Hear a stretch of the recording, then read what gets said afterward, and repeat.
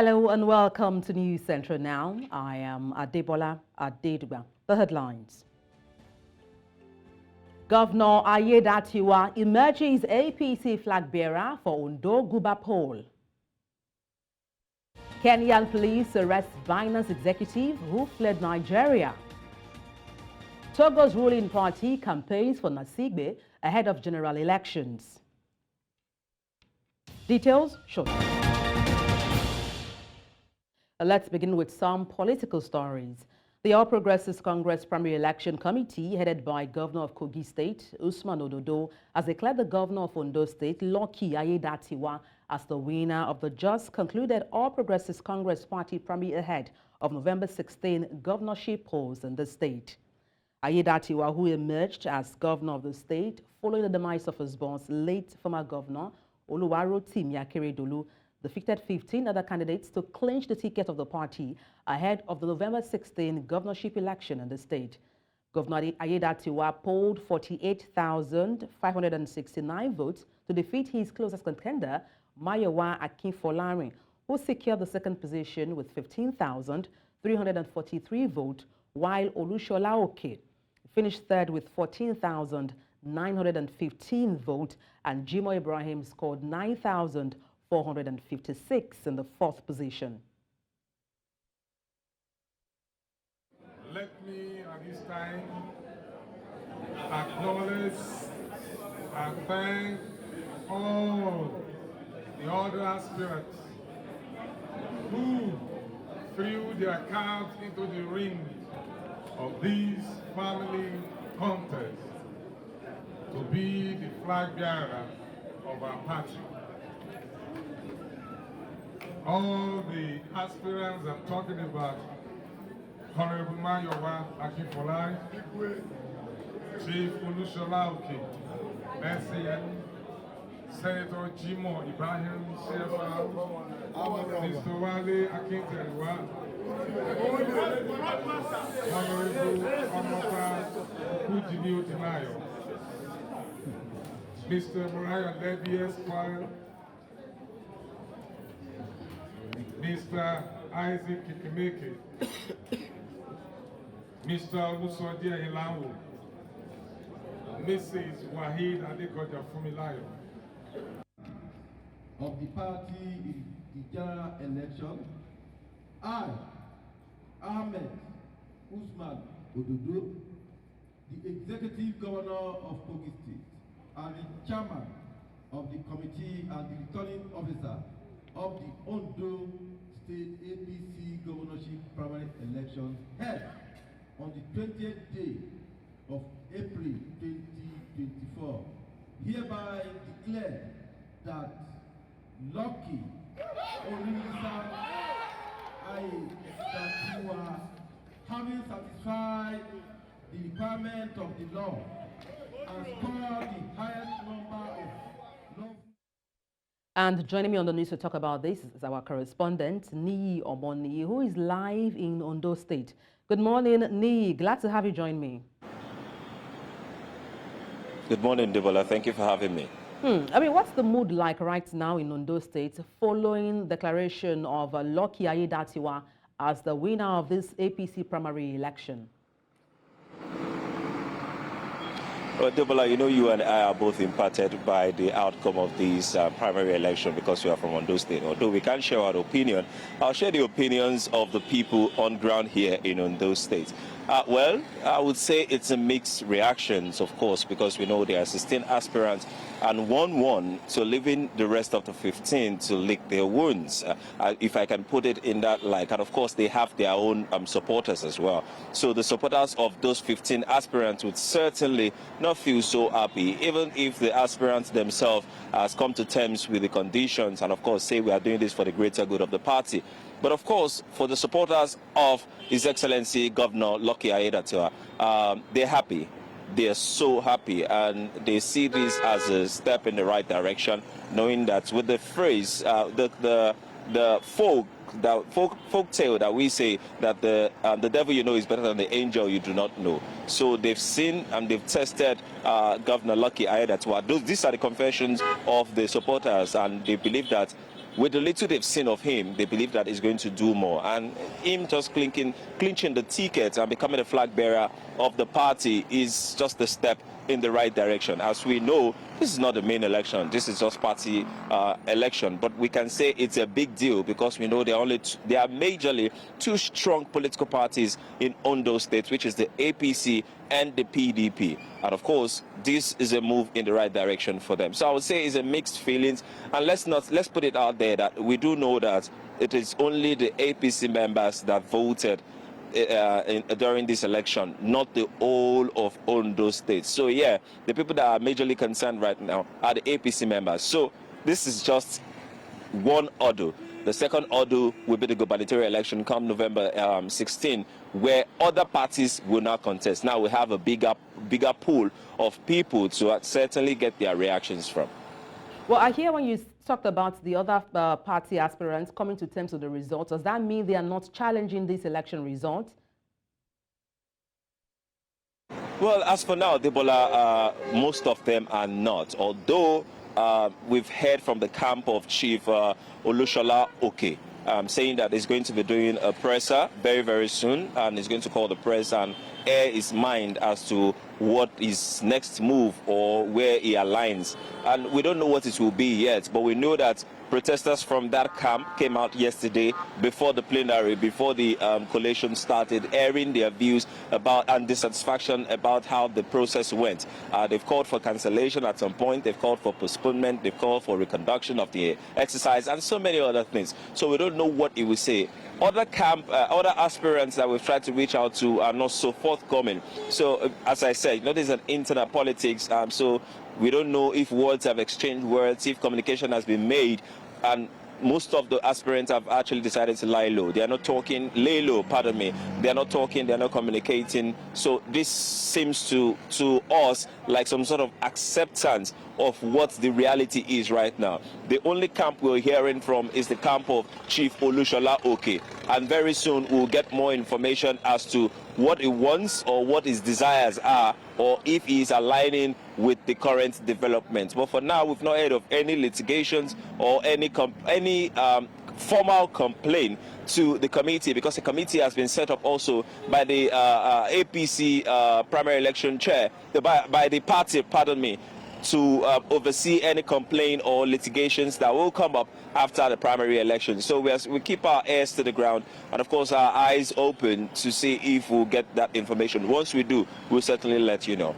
And, of course, Nii will keep tabs with you to see how that pans out. Thank you so much for your correspondence. Nii Omoni live reporting from Ondo State. In the meantime, stakeholders of the All Progressives Congress in the North Central have backed the suspension of the national chairman of the party, Dr. Abdullahi Ganduje, and demanded that the seat that Abdullahi Adamu previously occupied be returned to their zone. Addressing newsmen in Abuja on Sunday, the APC stalwarts lamented that the alleged imposition of Ganduje on the party was insensitive and a clear violation of the zoning process in the party. The agitation comes in the wake of fresh suspension slammed on the embattled national chairman by a faction of Ganduje ward in Dawa Kintofa local government area of Kano State.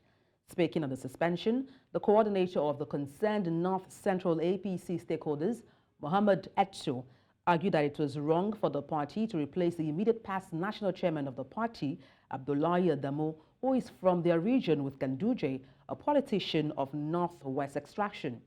The politician further appealed to the President, Bola Tinubu, and the National Executive Committee of the APC to remedy the situation by upholding Ganduje's suspension, while efforts are made to return the seat to their zone. The Nigeria Labour Congress has disclosed that it would press for the inclusion of a clause which would prescribe sanctions for governors and local government administrators who fail to implement the new minimum wage. The National Treasurer of the NLC, Hakeem Ambali, said the refusal of state governors to pay the current minimum wage was a result of lack of punitive measures in the Minimum Wage Act of 2019. It was reported that the 37-member committee set up by the federal government would meet this week to debate reports submitted by various subcommittees from the 6 zones of the country. President Bola Tinubu, through his Vice President, Kashim Shettima, had on January 30th, 2024, inaugurated the 37-member panel on the new minimum wage. And to talk about this in detail is the Executive Director, Not Too Young to Lead the Initiative, Elvis Akpobi. Good morning. Glad to have you join me. Good morning. Thanks for having me. Let me start by asking what your impression is on the position of the NLC to impose sanctions on states that refuse to adhere to the new minimum wage, which is 615,000 naira. For me, the NLC, they are just making in as much as they're clamoring for the welfare of workers, they're just making a proposition, and it says that at the moment, all they need to do is negotiate. And the way Nigeria system works, it's only the president that can determine the minimum wage. So it's just a number negotiation and lobbying. But let's not forget too that the minimum wage they are clamoring for, it's for workers. It's not that it's their right. The minimum wage to be increased is their right, because these workers are not animals. They are the vehicles at which governance take place and all that. If governors, politicians who just come and go, presidents, like political office holders who just come and go, increases most of their, doesn't cut down on cost of governance and all that. I think it's fair enough to say that the workers, who are mostly the vehicles of implementing policies in government, should have their fair share of, enumeration.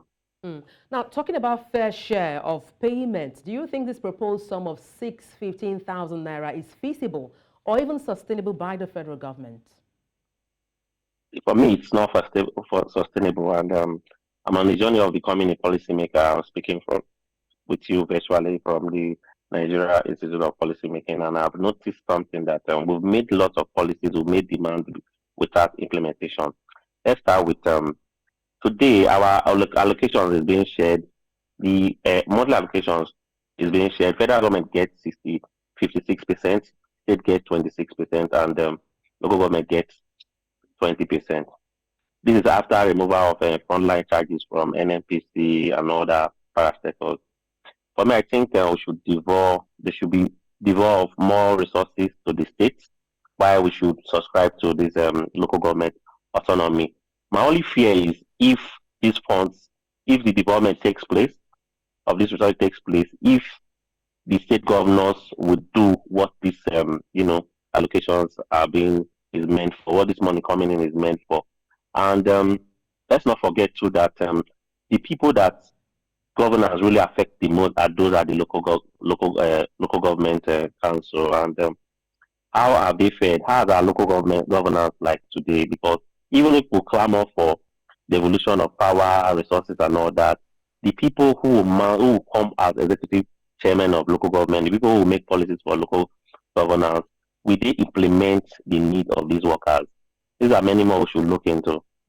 Now, I know you talked about the NLC lobbying with the federal government, but then there are criticisms that the NLC is sort of jumping the gun, as there hasn't been any official statement from the government agreeing to the new minimum wage, and now the NLC is pressing for sanctions imposed for states that refuse to comply. You talked about lobbying. What other steps does the NLC need to take and ensure this is well negotiated? I think they should continue negotiating one, and let's ask ourselves, the 30,000 naira minimum wage that we already have at the moment, not all the states are, have implemented that. So sometimes it's not just to say we want 600 and something thousand. There are some states too that their monthly allocation, even yearly allocation, I'm not sure is up to 10 billion naira. And how are they faring?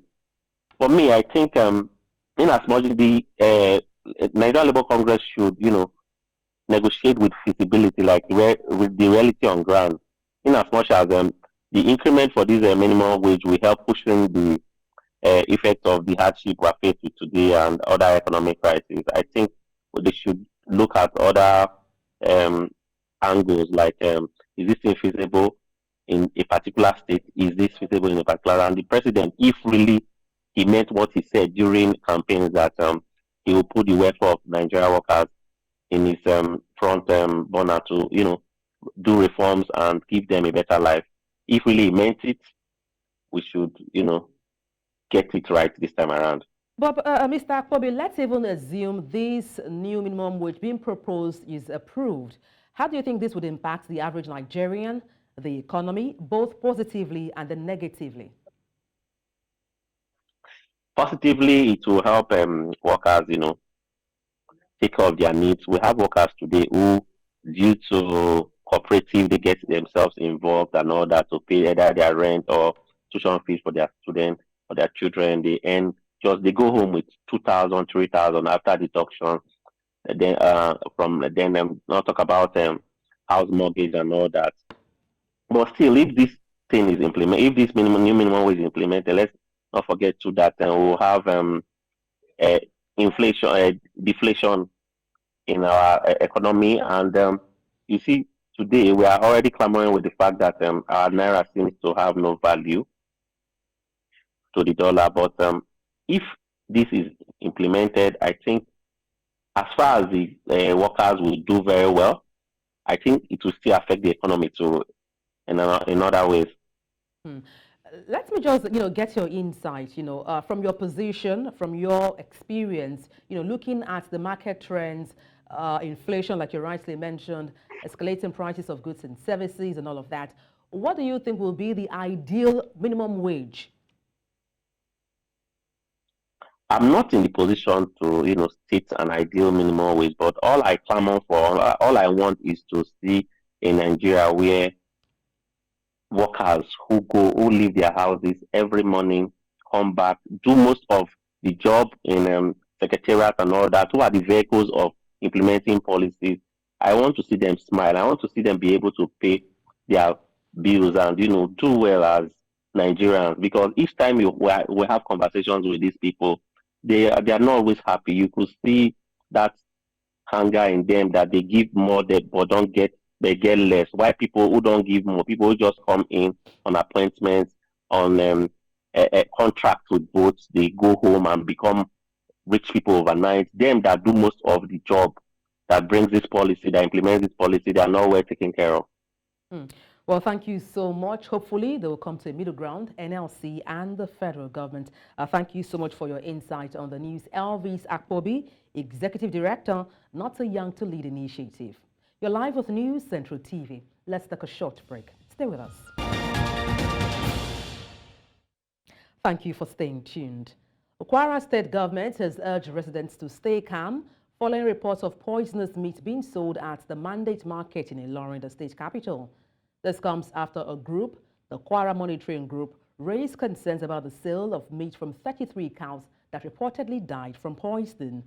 Authorities in Kwara, however, responded swiftly, confiscating all suspected meats from the market for laboratory testing with the aim to confirm the allegations and ensure public safety.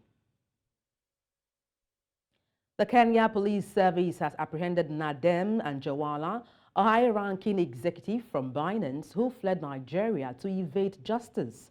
Government sources speaking on condition of anonymity who confirmed the arrest revealed that Anjarwalla will soon face extradition to Nigeria, with Interpol facilitating the process. This development marks a significant step in the ongoing efforts by law enforcement agencies to bring Anjarwalla to justice. The Economic and Financial Crimes Commission, along with the Nigeria Police Force, are collaborating closely with the Kenyan counterparts to expedite the extradition process. The official noted that meetings between the involved agencies have intensified as they coordinate efforts to ensure Anjarwalla's prompt transfer to Nigeria. Let's also tell you that President Bola Tinubu will today open the African Counterterrorism Summit in Abuja. In a statement released by Special Advisor on Media and Publicity, Ajuri Ngalale, it disclosed that President Tinubu will welcome heads of state, government officials, and representatives from international organizations who will be converging on Abuja for this crucial summit.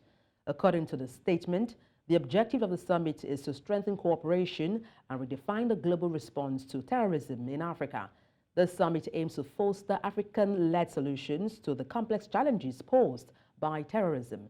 Ngalale noted that the summit will provide a platform to review the nature and severity of the threat of terrorism on the continent and to agree on concrete strategic priorities and measures to address this scourge.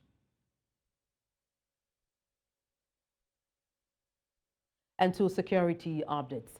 Tension reached a boiling point in Gusau, the Zamfara state capital, on Sunday as residents of Benin village in Maru local government area took to the streets in protest. Protesters, in a display of frustration, gathered in front of the Gusau government house gate, demanding immediate action from the state government in the face of persistent attacks by bandits in their community. They condemned the withdrawal of security personnel from the village amidst ongoing attacks by bandits. According to residents, the withdrawal of security personnel from Benin village has seen the community facing attacks, forcing many residents to flee. Meanwhile, the Commissioner for Education, Wadatao Madawaki, acknowledged the gravity of the situation, saying military personnel have been deployed to the village immediately. He commended the protesters for their peaceful demonstration and assured them that their safety is the utmost priority of the state government.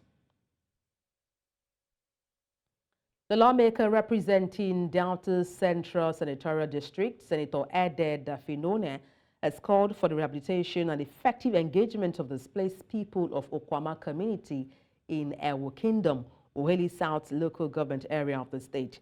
Dafinone, at a consultative meeting with the people of his constituency on Sunday, noted that the fact-finding mission of Governor Sheriff Oborore, who visited the Okwama on Saturday, has shown that the community is in bad condition and needs rehabilitation.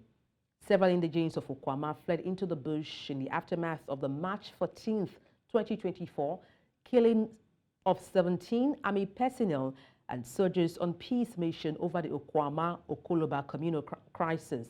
The lawmaker also lauded the military for releasing the traditional ruler of Ewo Kingdom, Clement Ikolo, who was detained by military authorities in Abuja over the incident. Stakeholders in Nigeria have called for the integration of women and persons living with disability in the efforts to curb the rise in insecurity in Nigeria's northwest region. And this was as they converged in Abuja, reviewing the current situation, saying women can play a key role in the process, which has been proven in the past to bring results. Amadine Oyi reports. In recent times, Nigeria's northwest region has become a flashpoint for insecurity, banditry, and kidnappings. While this has become a worrisome trend, stakeholders here converge on the nation's capital, Abuja, to discuss on ways of reducing this trend. We realize that in the last 10 years, the last decade, the incidence of mass atrocities across the Northwest has actually spiked. Northwest that used to be at the bottom in the ranking in terms of incidence of mass atrocity has suddenly become at the top in the last decade.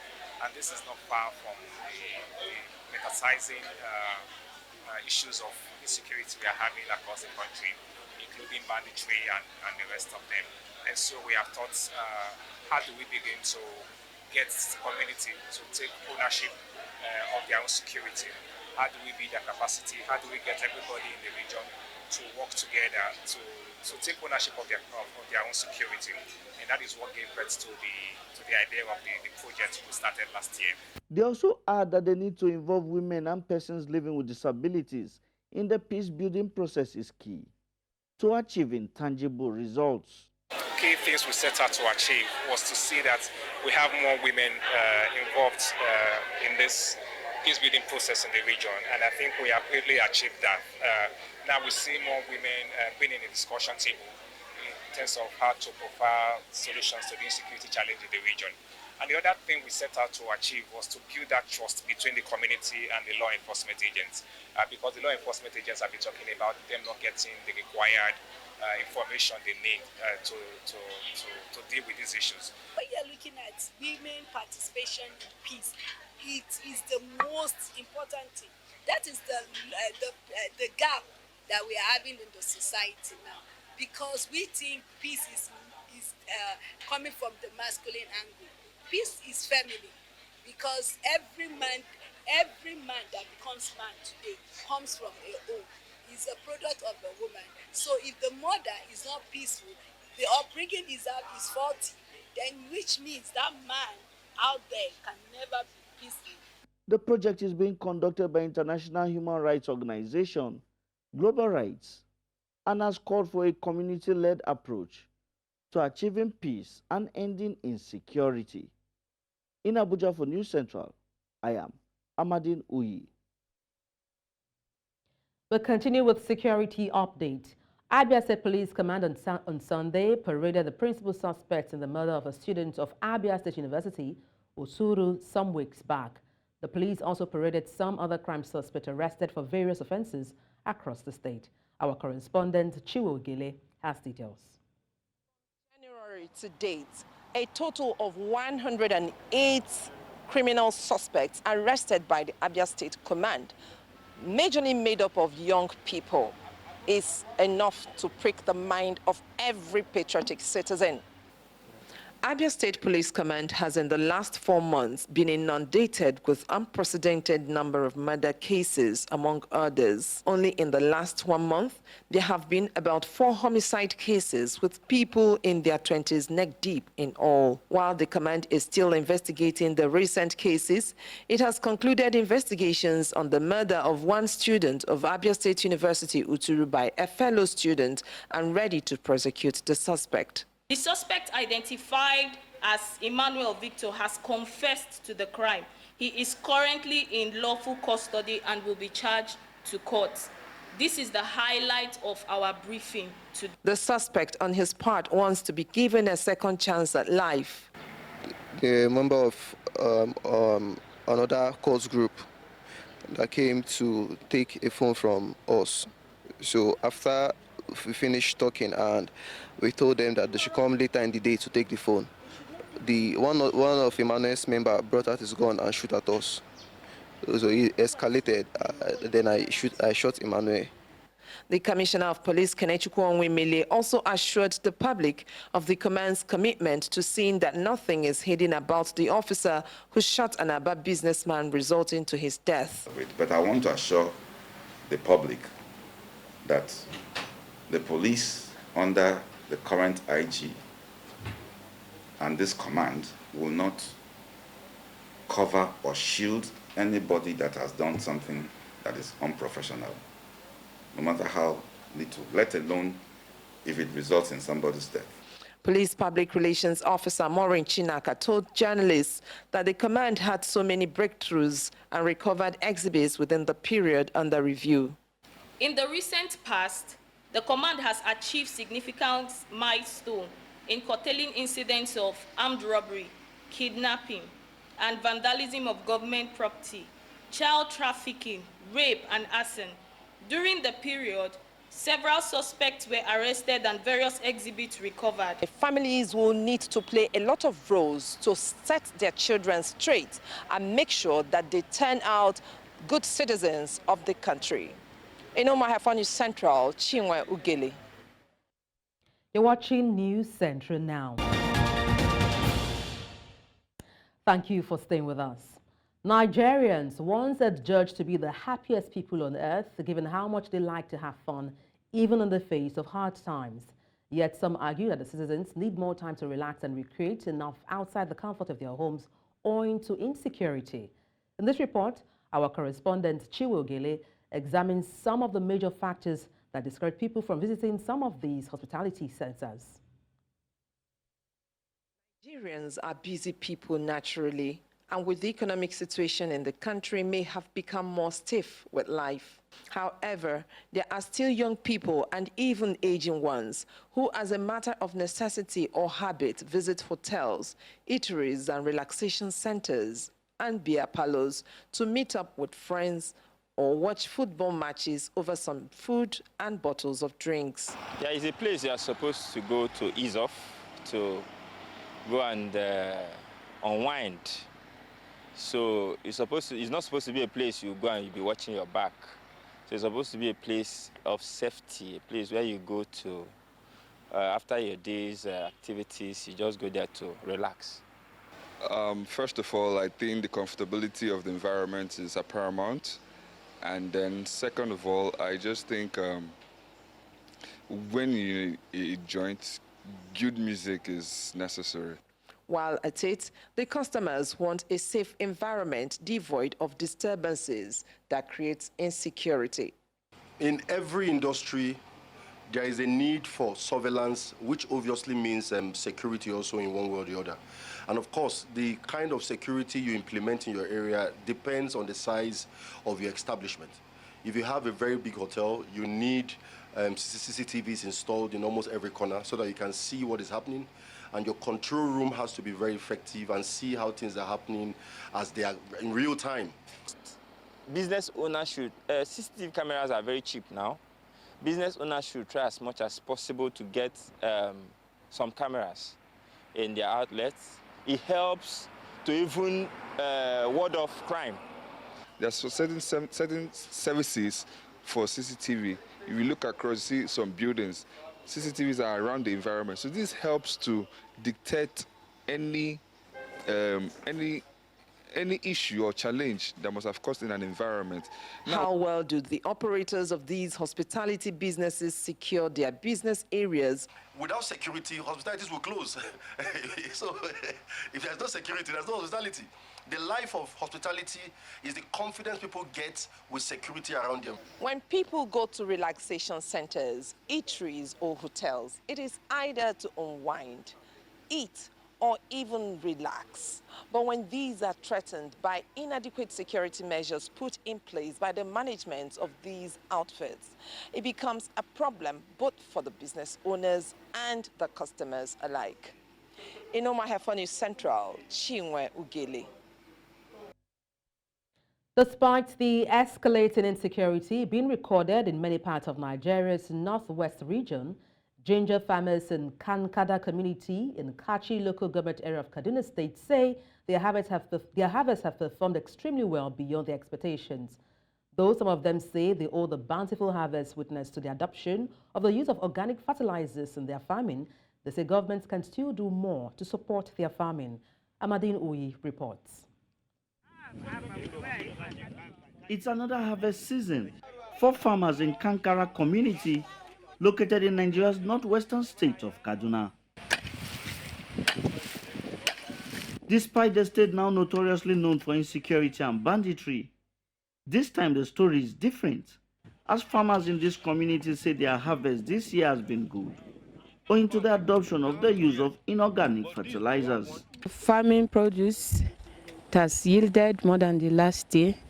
With the help of the organic fertilizer, we have harvested more than what we had last year. A lot of differences, because the other fertilizers that we have been using, sometimes when you farm your farm product, you have to apply it, sometimes 3 to 4 times before it yields.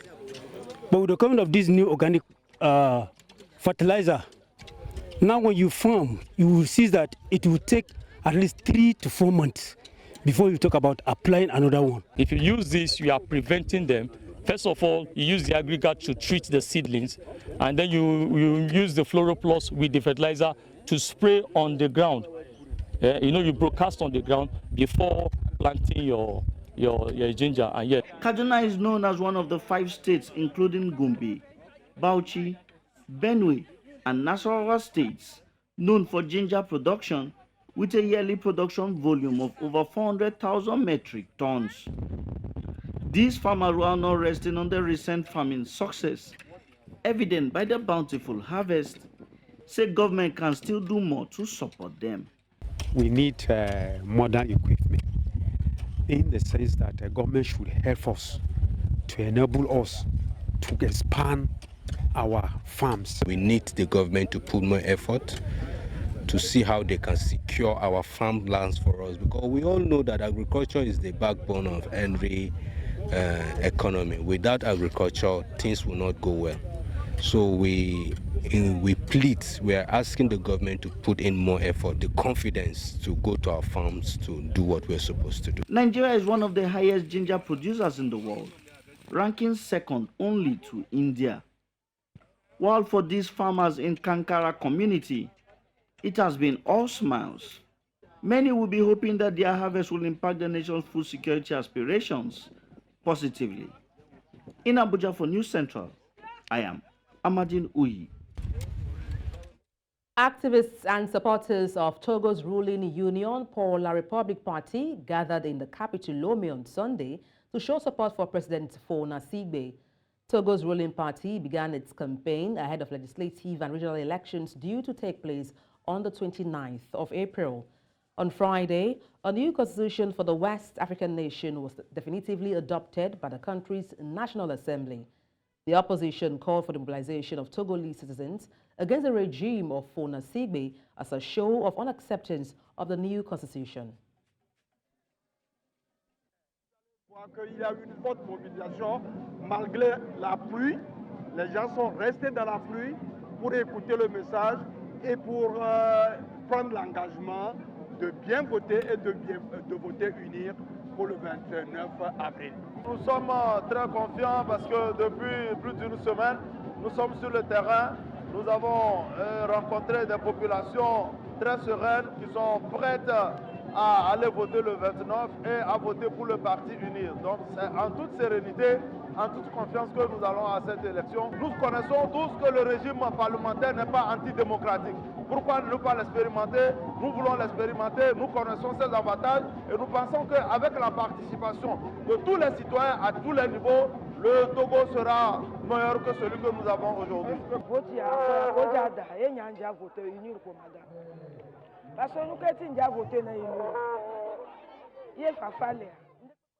The South African Federation of Trade Unions condemns the veto by United States government to bar Palestine from the United States.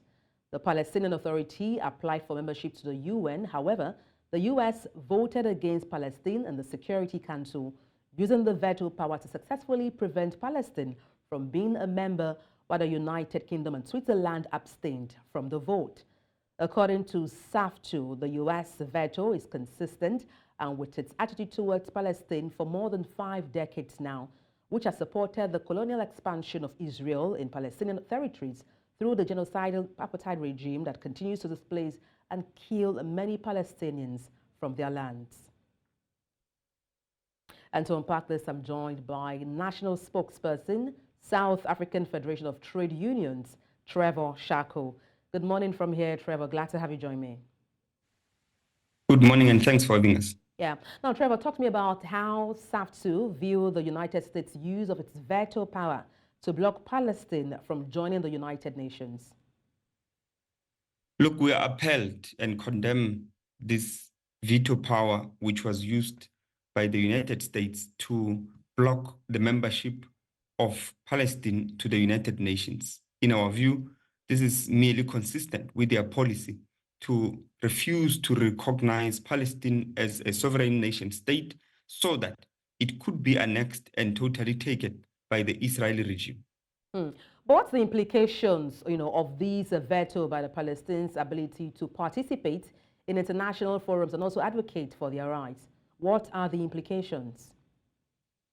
Look, insofar as things are concerned, various other countries have begun to heed the calls from the Palestinian authorities, and various human rights organizations, including the United Nations itself, have come out to declare what is going on in that as apartheid unacceptable. And therefore, the issues around lobbying and ensuring that they are lobbying various other countries across the world to support them, I don't think it is a problem. However, the problem with this blocking of the full membership to the United Nations, of course, prevents it from being able to advocate for the rights in that particular platform itself as a nation state. But also, like we've said, the problems here comes mainly because the absence of Palestine with a full membership in that,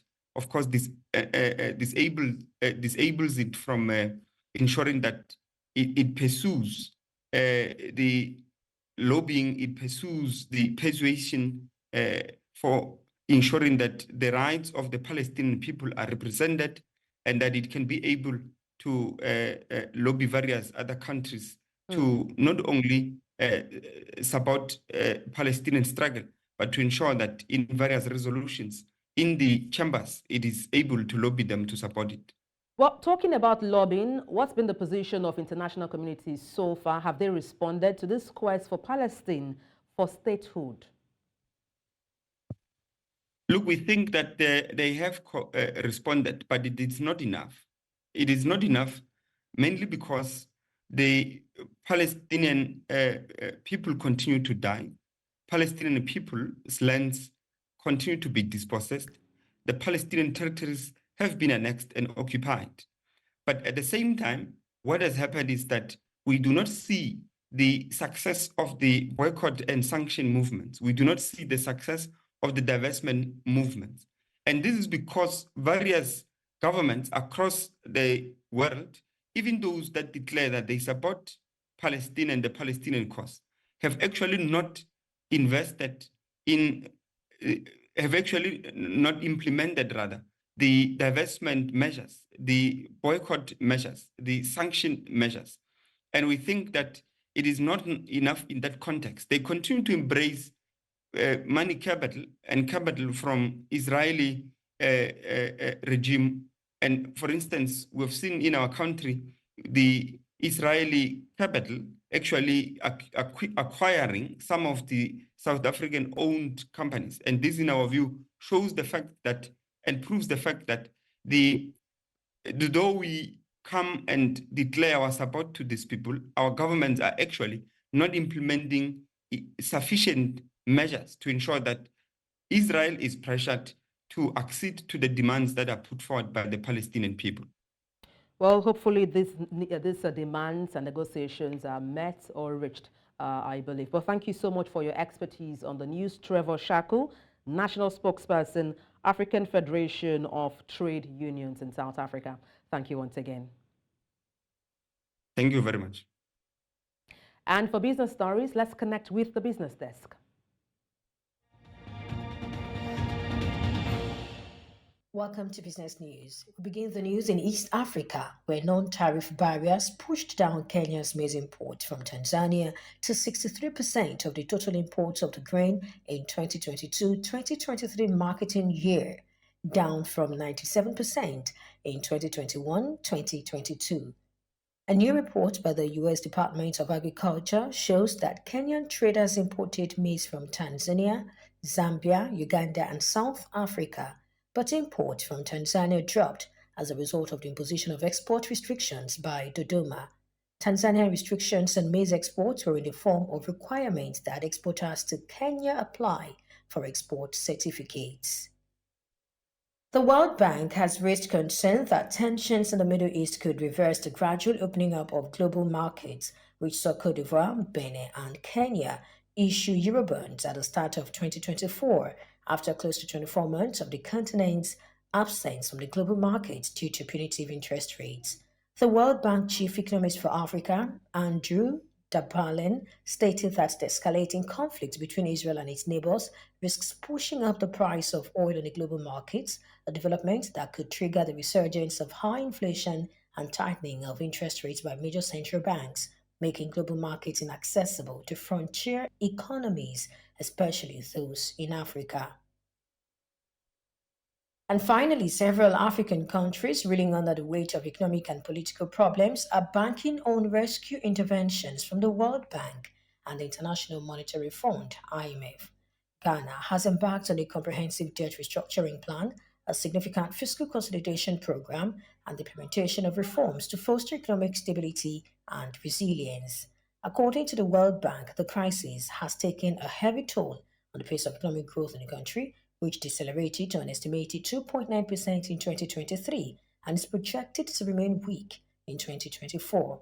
And in South Sudan, President Salva Kiir is facing a tough battle reversing an economic downturn that has pushed more than 8 million people into poverty, as oil production, the nation's chief revenue earner, drops on depleted wells and military conflict in neighboring Sudan. That's our offering on Business News at this hour. Thank you for watching. I am Perpetua Fasumi Peter. The news continues shortly. Bye for now.